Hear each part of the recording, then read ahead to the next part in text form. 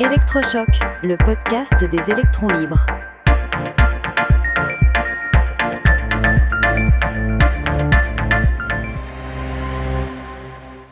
Stanford versus Neuralink, la guerre des implants.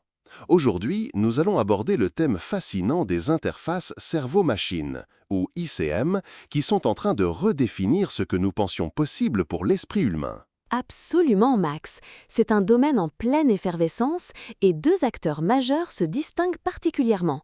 D'un côté, l'approche très ciblée de l'université de Stanford et de l'autre, la vision plus audacieuse, voire futuriste, de Neuralink, la société d'Elon Musk. C'est une excellente façon de le présenter.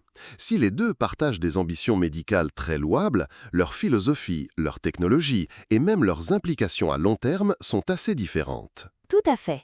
Prenons Stanford pour commencer. Leur projet s'inscrit dans le cadre de BrainGate 2 et leur objectif est incroyablement précis et vital.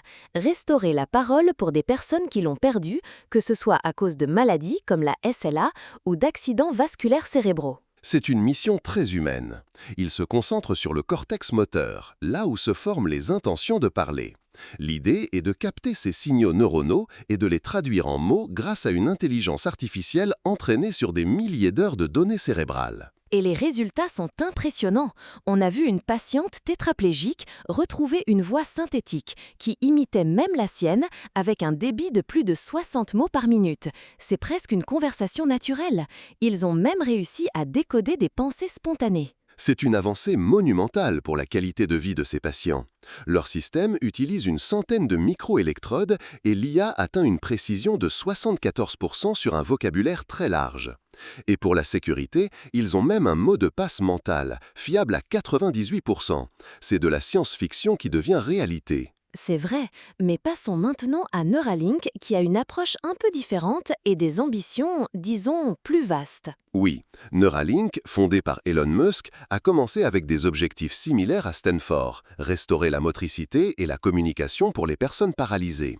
Mais leur vision va bien au-delà. Exactement. À terme, ils envisagent une véritable fusion entre l'humain et l'IA. On parle de contrôler des interfaces externes par la pensée ou même de restaurer la vision. C'est une perspective qui ouvre des horizons incroyables. Leur dispositif, baptisé télépathie, est une petite merveille technologique. De la taille d'une pièce de monnaie, il est implanté dans le crâne. Et un robot chirurgical insère 64 fils ultra fins contenant plus de 1000 électrodes directement dans le cortex. C'est une prouesse d'ingénierie. Ces électrodes captent les signaux neuronaux pour permettre de contrôler des appareils comme un curseur d'ordinateur ou un clavier via Bluetooth. On a vu des démonstrations où un patient tétraplégique jouait aux échecs ou contrôlait un curseur par la pensée, décrivant l'expérience comme intuitif. C'est fascinant de voir comment ces technologies peuvent redonner de l'autonomie. Et Neuralink ne s'arrête pas là. Il travaille déjà sur une nouvelle génération d'implants avec encore plus d'électrodes, ce qui pourrait décupler leur précision pour des applications futures. C'est là que la vision de Neuralink se distingue vraiment. Tandis que Stanford se concentre sur une application médicale très spécifique et rigoureuse, Neuralink vise une révolution plus large, presque transhumaniste. Et c'est là que les discussions éthiques deviennent passionnantes. Avec Stanford, les préoccupations tournent autour de la protection des données neuronales, du risque de piratage des pensées. Les chercheurs parlent de neurorights, des droits fondamentaux pour protéger notre intimité mentale. C'est une question cruciale. Notre esprit est notre dernier sanctuaire. Pour Neuralink, les ambitions d'Elon Musk, cette idée de fusion avec l'IA, soulève des questions encore plus profondes sur la surveillance, l'inégalité d'accès à ces technologies et même la définition de ce que signifie être humain. C'est un débat essentiel pour l'avenir. Mais il est important de souligner que malgré ces défis, les deux projets repoussent les limites du possible d'une manière extraordinaire.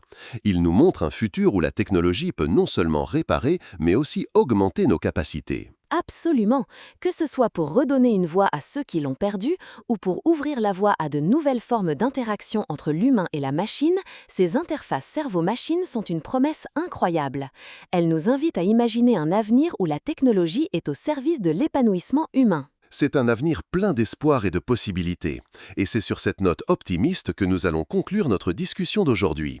Merci Céleste. Merci à toi Max, c'était passionnant. Soutenez les électrons libres. Abonnez-vous sur lel.media.